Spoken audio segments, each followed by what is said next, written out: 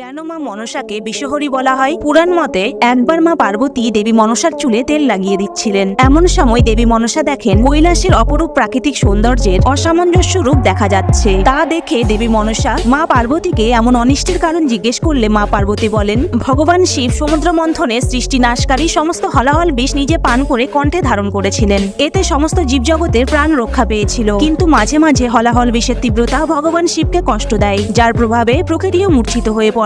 তখন দেবী মনসা মহাদেবের ধ্যানাসনের কাছে যান এবং মহাদেবের কণ্ঠের অতিরিক্ত হলাহল বিষ নিজে পান করে নেন। এতে মহাদেবের কিছুটা কষ্ট লাঘব হয়, কিন্তু দেবী মনসার প্রাণ সংশয়ে পড়ে যায়। পিতার কষ্ট লাঘব করতে নিজের প্রাণের উপেক্ষা না করে এত বড় আত্মত্যাগ ও মহৎ কর্মের জন্য ভগবান শিব আশীর্বাদ করেন দেবী মনসার উপর কোনোদিন কোনো বিষের প্রভাব পড়বে না। পুরো ব্রহ্মাণ্ডের এমন বিষ যেটি কেবলমাত্র ভগবান শিব ছাড়া আর কেউ ধারণ করতে পারেননি, সেই বিষ মা মনসা গ্রহণ করেছিলেন। তাই ব্রহ্মা বরদান দেন, আজ থেকে দেবী মনসা দেবী বিষহরী রূপে পূজিত হবেন।